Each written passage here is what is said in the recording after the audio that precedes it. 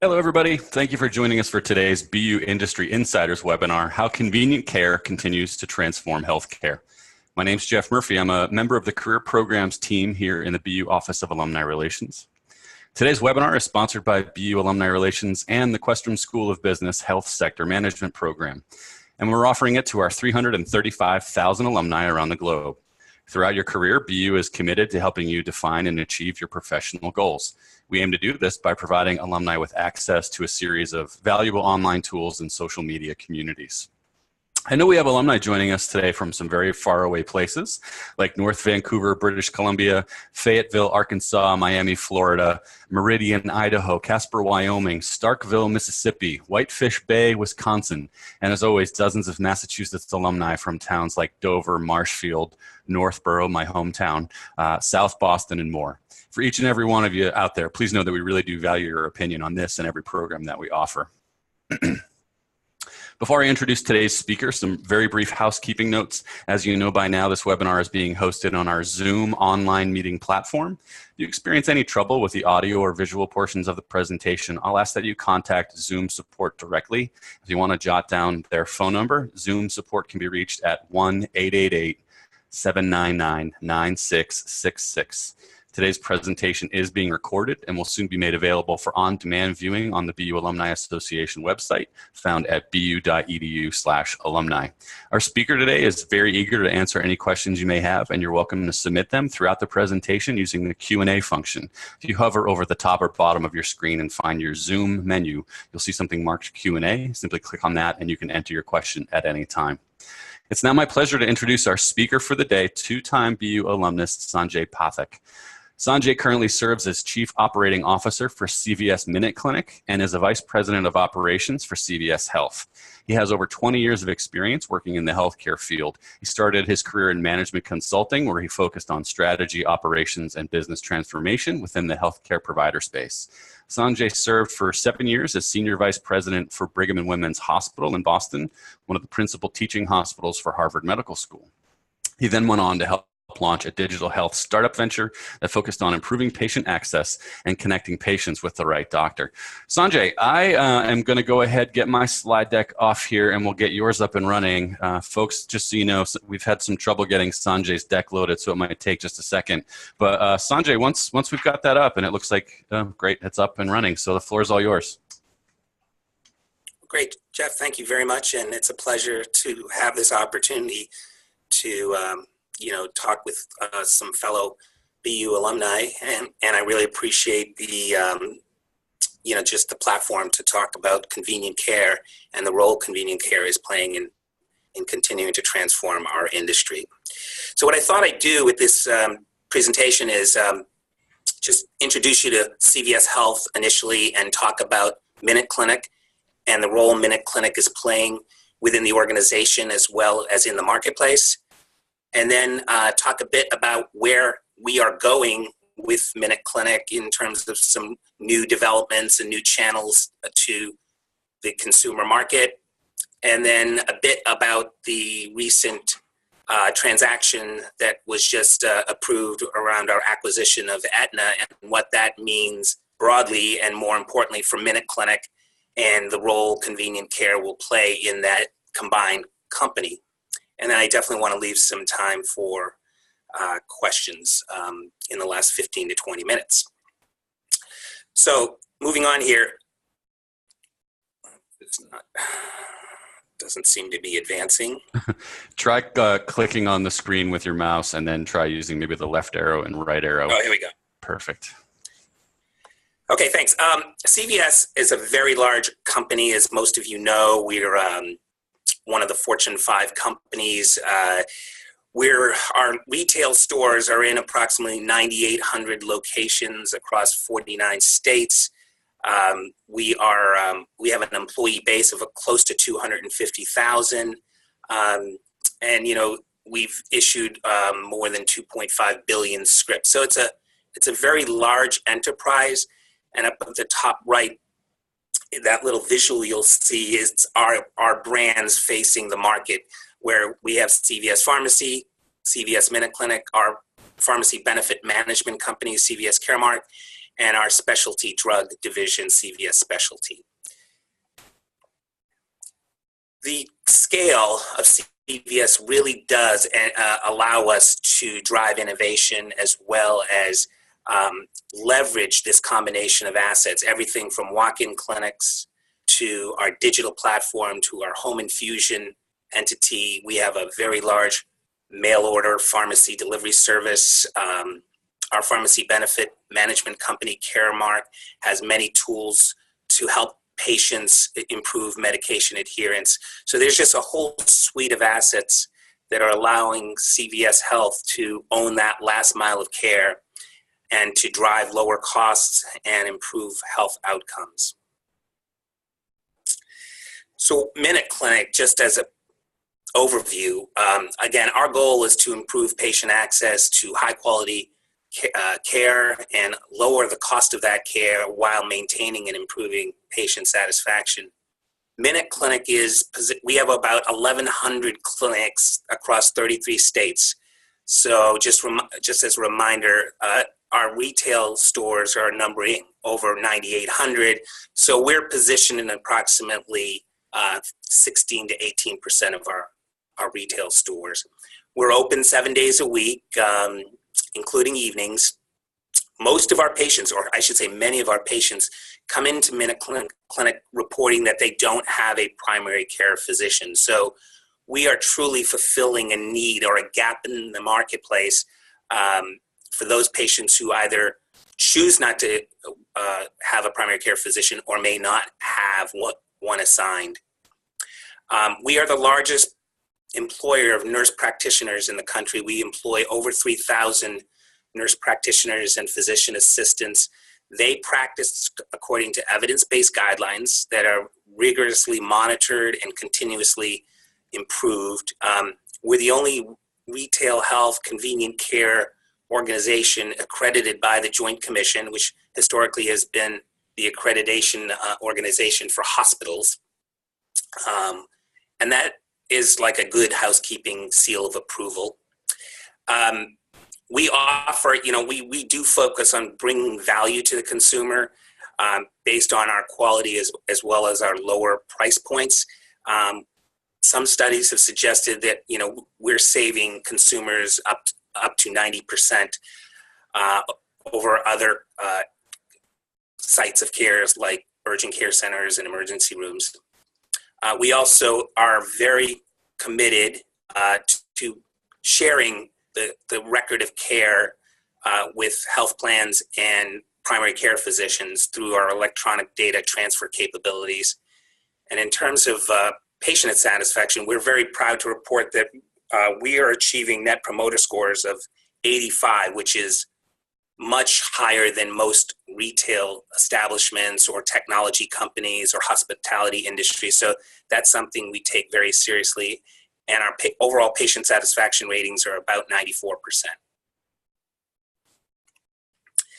So this is just a visual giving you a sense of how the clinics are positioned on a national scale.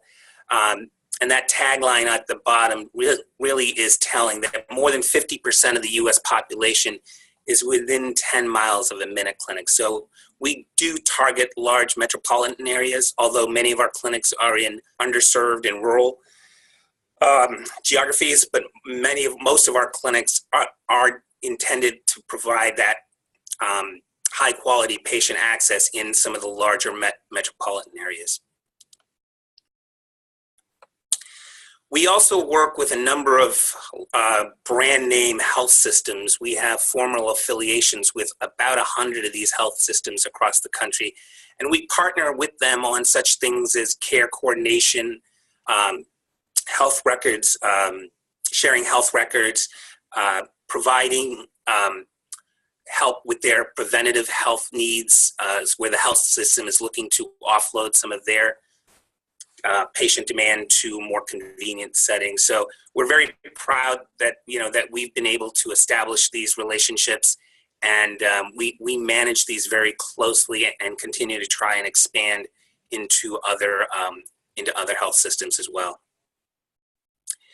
So in terms of our core services, this This slide just gives you a sense of the scope of our clinical services so everyone is clear on what we do and what we don't do. We're very well known on the left-hand side for treating minor illnesses and minor injuries. We are one of the largest, if not the largest, provider of vaccinations, whether that's flu, Hep A, Hep B, pneumonia, etc. And as we continue to evolve MinuteClinic, we will start moving into the management of chronic care conditions such as hypertension, diabetes, cholesterol, and hypothyroid conditions. So as the market has essentially caught up, the convenient care market has caught up to MinuteClinic, and there's many options and choices for consumers to receive these types of services in other settings like Walmart or Walgreens or any number of urgent care settings that have been established through hospital systems.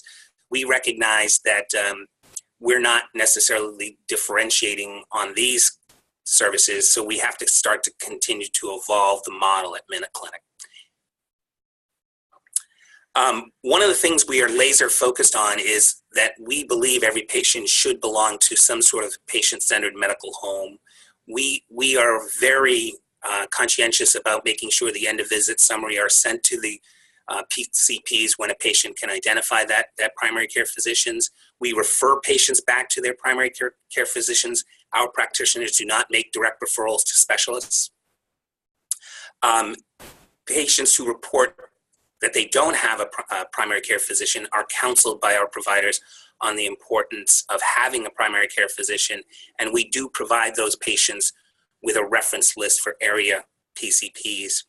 As I mentioned, we do have affiliate relationships with various health systems across the countries. We are participating in a number of ACOs, and we about 3 years ago, we deployed the Epic electronic health record throughout all 1,100 clinics.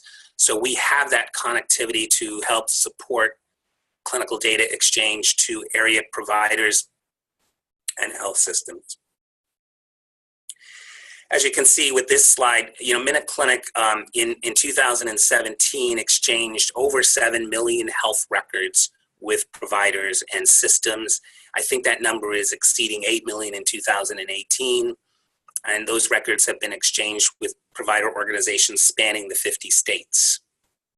We aren't limited to just connecting with Epic organizations. We have interfaces with other electronic health records, and we also participate in some of the leading health data exchange platforms like Care Equality and eHealth Exchange. One of the other value propositions I mentioned is that MinuteClinic and other convenient care providers are very focused on trying to lower costs, and specifically patient out-of-pocket costs. So this study suggested that the average cost per episode initiated at a retail clinic was at least 85% lower than similar episodes initiated in other settings such as emergency rooms and urgent care settings, and that the lower rate of ER, urgent care visits and hospitalizations is associated with episodes initiated at retail clinics rather than those that are initiated in the emergency room or urgent care center or PCP. This study suggested that significant ER use may be avoidable with the use of considerably lower cost retail clinic settings. We try to work with health plans on helping steer their members towards MinuteClinic rather than using unnecessary emergency room visits, and that can have significant cost savings for the health plan as well as for their members. This graphic just illustrates the role MinuteClinic plays in the entire ambulatory continuum, and this is consistent with other retail health and convenient care providers, where we position ourselves on the left-hand side of that continuum, where we're focused in on treating minor illnesses, the sort of the maintenance and prevention aspects of chronic care management, as well as wellness.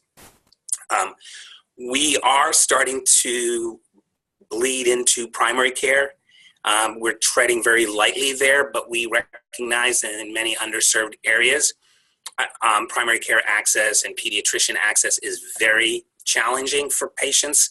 So we are started to pilot the use of the MinuteClinic for primary care. And we have a joint venture right now, or an affiliation relationship with the Cleveland Clinic, who has agreed to list MinuteClinic on their primary care network, working with one of their Medicaid managed care plans. But we are going to continue to expand the clinical scope of services as we get into evolving what that care model looks like. So this is just an illustration to show how MinuteClinic has evolved in terms of the healthcare landscape. The legacy MinuteClinic was targeted on low acuity acute care. Through 2015 over to 2017, we started looking at expanding our preventative care services. And then we went into complementary primary care in 2017, where we'd be able to offer treatment of sexually transmitted infections, as well as the management of chronic diseases and treatment. And now we are starting to expand our positioning in chronic care management, again, working very collaboratively with area health systems and PCPs so they can understand the role a MinuteClinic or other convenient care operator can play in helping address the gaps in chronic care disease management. So as I mentioned, that one of the areas we're very proud of is our patient satisfaction measures remain very high. As you can see on the left-hand side, we are achieving a net promoter score of 85%, and that's very recent measures. And you can see how that 85% compares with other retailers such as Amazon, Costco, and even Apple. So where are we going? So we've been very successful over the past 10 to 12 years in defining the scope of clinical services that we offer, and that has allowed us to scale significantly across the country. But we recognize that if we don't disrupt ourselves, we could get disrupted. So we have launched into a virtual care platform to address this issue of helping improving access to high quality healthcare at a low cost. And as you can see, healthcare is becoming less convenient and more costly. In many markets, patients are waiting upwards of a month to 2 months for an appointment for non-emergent care. 85 million Americans live in areas with insufficient access to care. And over 40% of commercially insured members are now in high deductible health insurance products, and they are forced now into a position of absorbing the cost of care. So MinuteClinic and retail health offers an opportunity to address that issue of having patients and consumers now responsible for the payment of their care. MinuteClinic has a tremendous opportunity to be a leader in digital healthcare. We have over 25 million downloads of our CVS Pharmacy mobile app, and over 50% of consumers reported that they would be likely to try a MinuteClinic telehealth offering. So as recently as October, we launched our new virtual care platform. It offers two services. The first is called an online visit, and that's an asynchronous transaction where a consumer registers online through the MinuteClinic.com site, is provided a survey that's focused on a specific number of conditions like routine acne, certain allergies, alopecia, which is hair loss, and we're experimenting with birth control as well. But by answering those questions, that survey is submitted to one of our providers who reviews it, and within 2 hours, they can receive a prescription for those conditions. So the patient never has to go to their doctor to get a prescription initiated for those defined conditions. So that's one offering. The second offering is what we call the video visit. That's where our consumers can go on to MinuteClinic.com and connect live with a physician 24/7. We have contracted with a vendor who has a network of physicians that now are branded under MinuteClinic, and we credential them. So the whole experience to the patient is seamless, and they are looking at this as a CVS MinuteClinic service. And about 60 to 80% of the conditions that you go to our physical locations can be treated via the video channel. So it's, again, we recognize that consumers want on-demand healthcare. They want it conveniently, and we wanted to be responsive to that trend. And we were concerned a bit about cannibalization of our bricks and mortar business, but we also acknowledge that if we don't get into this business, someone else will. And some of the early observations since launching the platform, most of the patients, interesting enough, are 30 years of age or higher, and the highest visit volume through the digital platform is in that 40 to 49 years of age. Females are using it much more than males by a margin of 2 to 1. The top diagnoses that we're seeing through the video channel, through the digital channel, include the dermatology conditions, otitis, pharyngitis, sinusitis, and the UTIs. And we're very encouraged to see that 30% of the volume to date is being offered after 8 p.m. So we know that most of our clinics are closed by 8:30, and so we know that this is addressing a need to provide convenient access to medical care in those hours that are most convenient to the patient. And more than 60% of the patients seen to date for a video visit were residing in locations that were more than a 30-minute drive to the nearest MinuteClinic physical location. Again, providing us assurances that we are providing something more convenient for the consumer. So where do I think retail health is going?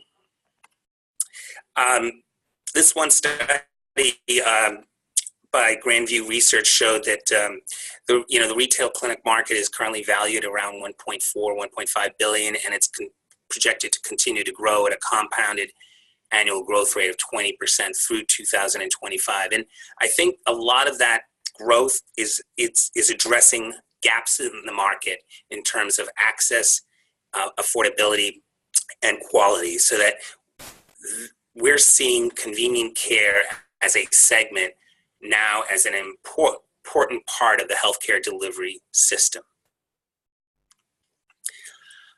But retail health or convenient care is also very vulnerable in and of itself. The emerging use of new technologies is on the rise.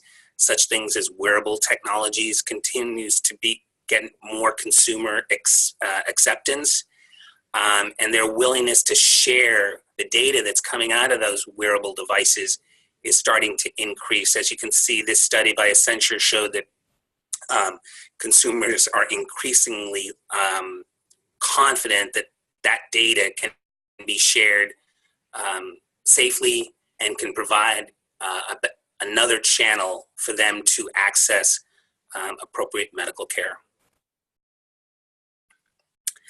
So where do we go from here? I think many of you are aware that there's just an incredible amount of consolidation and merger activity in healthcare. CVS is trying to differentiate themselves with the Aetna acquisition by really focusing in on bringing healthcare to the consumer in a more convenient way. And I think this analyst projected that CVS was trying to essentially build the new front door to healthcare by entering into the kidney care market. So we are soon to launch a kidney care model of care that will be home-based, and that will continue to lower the cost of chronic kidney disease.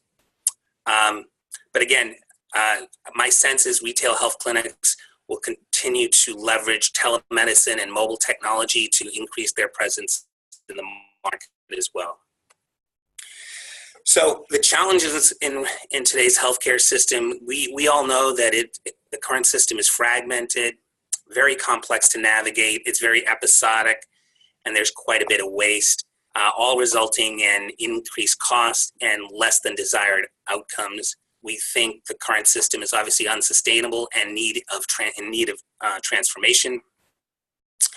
This study suggested that what's really important to consumers is adequate coverage for their health care.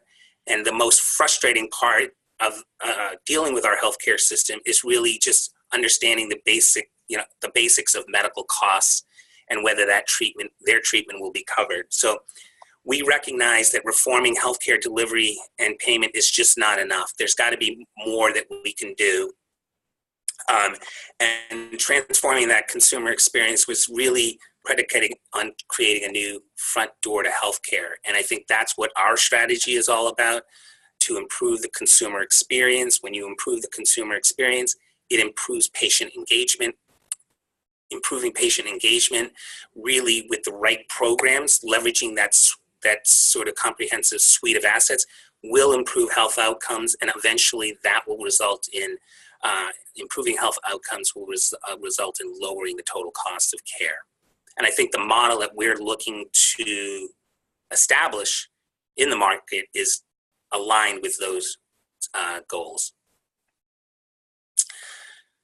So just a few words on this acquisition. I think the CVS Health and Aetna combination really leverages some differentiated capabilities that both organizations bring to the market. CVS Health has a significant community presence in terms of those 10,000 retail establishments representing the front door to healthcare. We have established leadership across multiple areas of pharmacy and pharmacy benefit management. We have unparalleled connections with the health system, in multiple ways to support patients and health plans as well as providers. And we do have deep clinical expertise in terms of our pharmacists, our home infusion nurses, our MinuteClinic practitioners. And then the one thing that I've learned in being here is that the scale of what we have is necessary really to transform healthcare. And on the right-hand side, Aetna, we're learning, they certainly have a world-class consumer health and engagement model. They are one of the leading health financing platforms for consumers. They are very focused on targeted solutions that help improve outcomes and wellness, and they do have an extensive provider network. But again, the combination of these two enterprises is really intended to create that platform that's focused on the needs of the consumer. So my take on this is that, again, consumerism will continue to push providers to focus on convenience, access, and costs. And I think retail health, or whether you're calling it convenient care, is well positioned to differentiate based on those factors.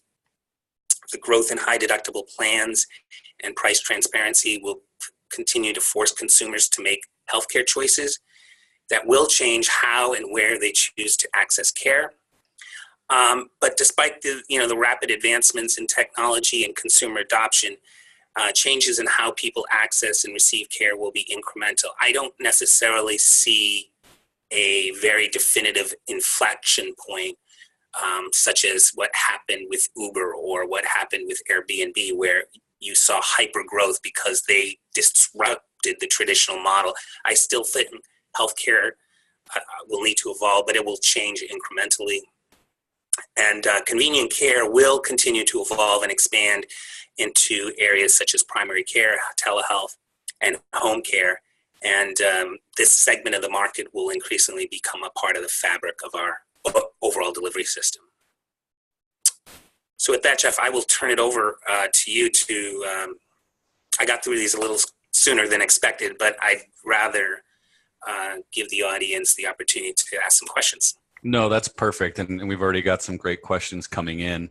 Sanjay, this is super interesting stuff. I can't help but reflect on my own healthcare situation, and as a consumer, be excited about some of the changes that you're predicting and how we all have access to healthcare.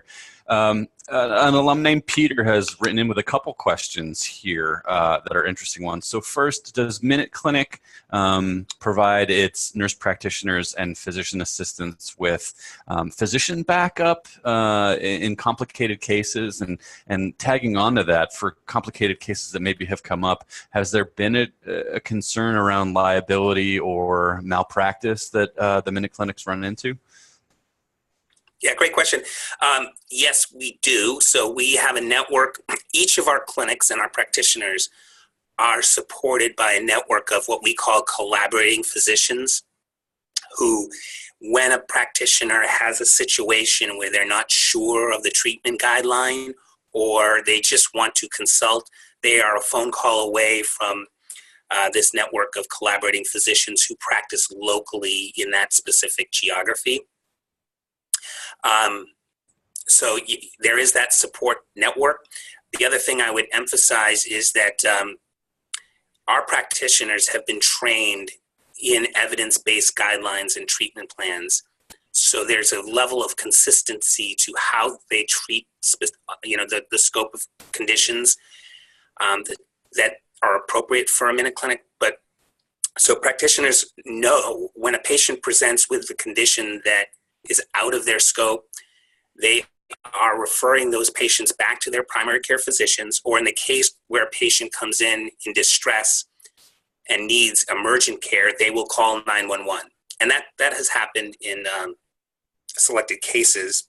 But in terms of concerns about malpractice, we have a very robust clinical risk management process and a set of policies, and we're constantly focused in on whether any new service should be introduced. Is it well within the scope of what an NP or PA can do? But they're covered under our medical malpractice policies. But most of these claims that have come in, and they're very rare, are focusing on minor issues. Our value of the claims are not what a typical hospital or physician group might experience. I hope that answers the question. Yeah, I think so. Peter, feel free to dive deeper if you need more info on that. Another good question from Peter. Can you comment a little bit about what the acquisition is going to mean for Aetna members? We can only assume that they're going to be incentivized to, in some way, take advantage of MinuteClinic, telehealth offerings, the urgent care outlets, that kind of thing. Right. We do anticipate, and we are working now closely with our Aetna colleagues on various programs and services that they can access through that suite of assets. MinuteClinic is playing a very important role in trying to develop new care models that are focusing on sites of care and unnecessary ER visits, unnecessary hospital readmissions. So we are creating new guidelines and protocols to support Aetna members that that have been recently discharged from area hospitals, so that they can be, get that intervention sooner rather than later to avoid any future unnecessary readmissions or visits to the emergency room. But we're not going to limit those programs to just Aetna members. Aetna represents a major part of our strategy, but we have contracts with other national health plans who are very interested in working with us on very similar transformation initiatives, Cigna, United Healthcare, et cetera. So our business is not going to be just limited to Aetna. Interesting question from Kay. How does the consumer evaluate the competency of the on-site provider in advance of a visit to the MinuteClinic? Yeah, it's a great question. It's not as if we publish the profiles of our practitioners. It's an area that I'd like to get into, where if when choosing a clinic location, you could see, a picture of the practitioner and review their educational background and practice philosophy. We haven't gotten there yet, but we plan to get there soon. I know most of the healthcare systems, hospitals, physician organizations have advanced in terms of publicly promoting the profiles of their providers, and we need to catch up to that. And I saw an asterisk on one of your slides about the cost, a follow-up question from Kay. All of these costs for the MinuteClinic come out of the pocket of the consumer. Can you comment at all about the future of the ability for an insurance plan to cover those costs? I'm sorry I confused you, Kay. We are contracted with over 300 health plans nationally. So consumers who are members of those health plans can come into a MinuteClinic and have their services covered by their respective insurance plans. We do have some services that are strictly cash pay that insurance companies don't cover. Examples would be sports and camp physicals, certain wellness visits. We do a lot of Department of Transportation assessments of truck drivers who pay out of pocket, but most of our services are covered through third-party insurance plans. But as you know, many of these health insurance plans have high deductibles, so the patients end up bearing the cost of the visit if they're in that deductible phase. Question from our partner in this webinar, Ned Reimer, the faculty director of the Questrom Health Sector Management Program. As CVS MinuteClinic expands into management of chronic diseases, might it end up becoming the main source of primary care for many patients beyond the gap of those not currently covered by PCPs? And also refer to specialists as part of its future model. Okay. Ned, it's great to hear that you're on the webinar. I would say that as we continue to advance our scope of services into chronic disease management, we are starting to, quote, bleed into primary care. The challenge there, and make no mistake, MinuteClinic already provides primary care services within their current scope of practice. It's just we're not necessarily treated as primary care practices within a health plan's network.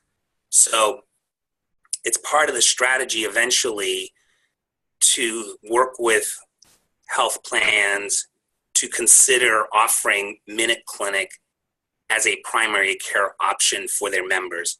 We're not there yet, but I imagine as they see what kind of success we have in addressing some of the gaps in chronic care management that exist in the market today, that we can offer better access, more frequent monitoring, and lower costs. I think we'll start to see health plans potentially look at MinuteClinic as an option to include in their primary care network. So that's a long-winded way of saying yes. And was there a follow-up on that? He wanted to ask you if you'd comment on, is there potential for MinuteClinic to be referring to specialists?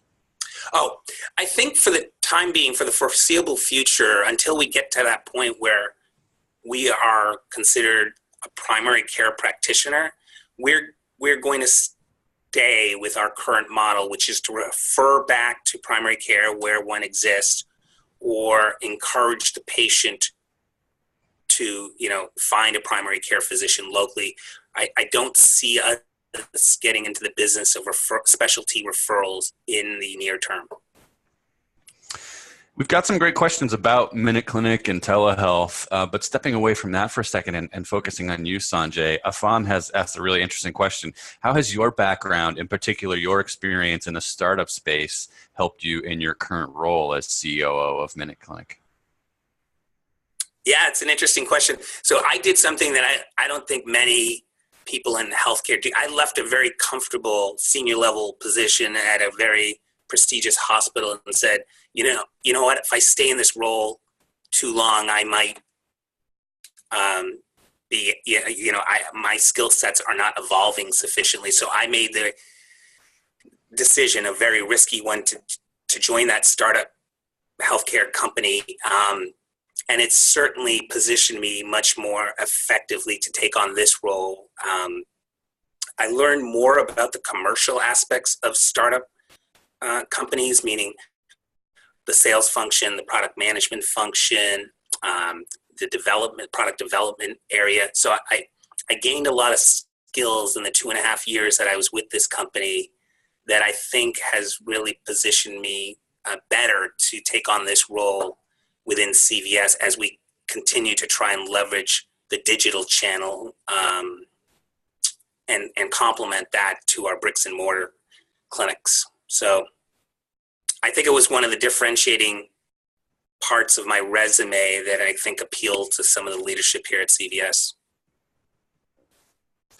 Back to focus on the MinuteClinic. Lisa's wondering how you would differentiate the CVS Health brand in an industry that often find themselves in the sea of sameness, quote unquote. And that's from Lisa. That's maybe her opinion, but that's a great question. I think one of the things that I've observed, and I've only been here a little over a year, is that the consumers aren't always aware of the scale of CVS or the suite of services and assets that we have to offer. So I think one of the things that differentiates CVS is its geographic access, and that term, the front door to healthcare, is something that from a branding perspective we're going to focus in on, because CVS Health is in many communities and is the the choice of consumers for any multiple areas of need. For example, we are experimenting with some new concept stores that we're calling healthcare hubs, where we've completely transformed what these stores look like on the inside. We are betting that consumers will come into these stores and find a whole suite of new offerings, from the MinuteClinic to diabetes education, optical and audiology services.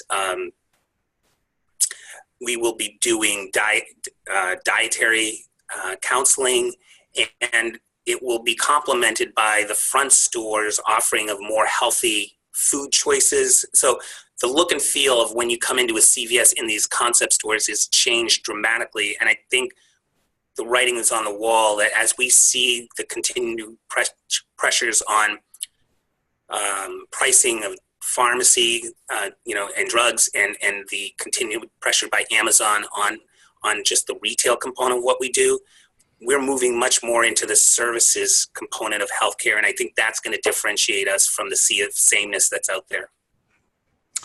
Back to the nuts and bolts of telehealth.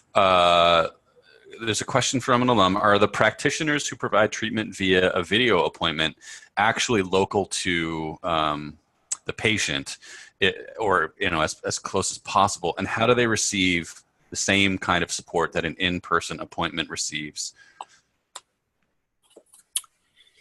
Well, yes. So the practitioners who are available 24/7, they need to be licensed to practice in that state that the patient is residing in. So they may not be physically located in that geography, but they have been licensed to practice medicine in that state. In terms of the consistency of what a patient can get from the video visit versus the clinic visit, the guidelines, the clinical guidelines that those physicians are practicing under are our MinuteClinic guidelines in terms of how they treat that condition. So that's what we wanted to ensure, that what we could appropriately do over a video channel was consistent with what that patient could expect to receive for care and advice and treatment that they could get in the clinic. So we made sure that when we worked with this third party, that those physicians were credentialed as well by MinuteClinic, as well as used the treatment guidelines that were developed for our bricks and mortar clinics. Great question from Olga. Knowing that there might be some things that you can or cannot say about the acquisition of Aetna, but can you share the integration strategy for CVS, MinuteClinic, and Aetna from the organizational programs and systems perspective? Yeah, hi, Olga. So we have been working even pre-acquisition with our colleagues from Aetna on defining areas where we think the MinuteClinic model can help support cost reduction targets that we are looking to achieve. So we've got teams of people focused in on ER, as I mentioned, unnecessary ER utilization, unnecessary hospital readmission, and what role can MinuteClinic play in concert with our pharmacists, as well as some of our other providers in achieving some of those cost reduction goals.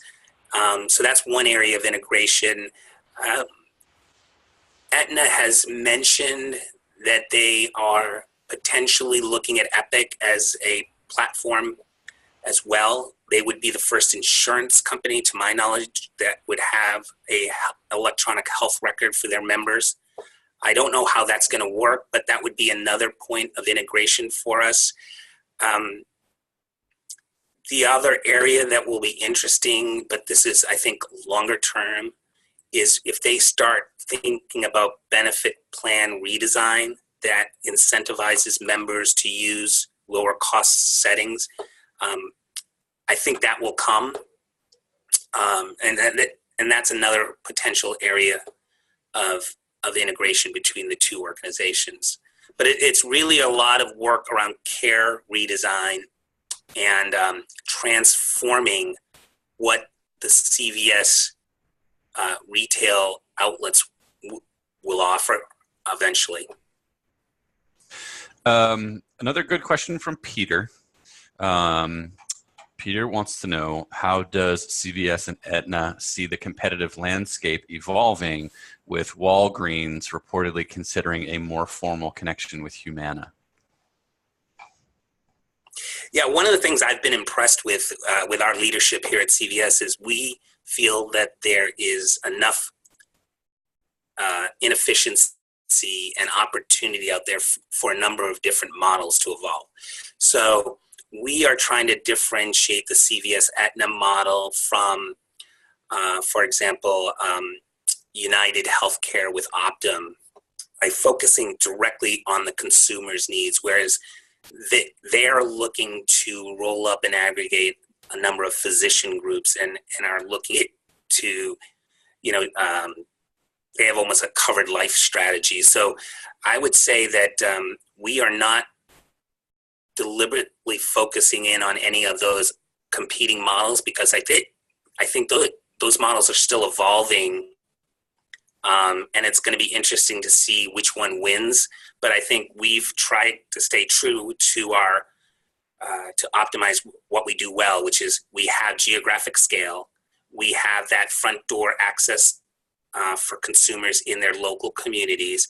We have an unparalleled suite of assets between, the pharmacy offering, the pharmacy benefit management capabilities, the MinuteClinics, the home infusion capabilities. So I think we'll continue to stay focused on how do we leverage that suite of assets. And now that we have the financing vehicle in place, we can continue to see how potentially member choice on where they receive their care can continue to evolve, and we are confident we can make a dent in lowering that total medical expense. And I feel like you talked about this, but as part of the integration with Aetna, do you foresee an increased transparency of treatment costs, which is a reason that you noted so many people are utilizing the MinuteClinic? Can I get a clarification on that? When they say transparency on costs, are you saying with this acquisition, do I anticipate more transparency on what the consumers are able to see for healthcare prices? Could maybe that participant clarify? Yeah, if you want to, I'm not able to determine this person's name, but if that individual would like to clarify with another question. While we wait for that info, Sanjay, another question from Olga. There are multiple startups on the market looking at solving the new home kidney care model. How is CVS Health looking to differentiate itself from these startups? So specifically around home kidney care. Yeah, I referenced that we are entering into that space, the home kidney care, chronic kidney care management.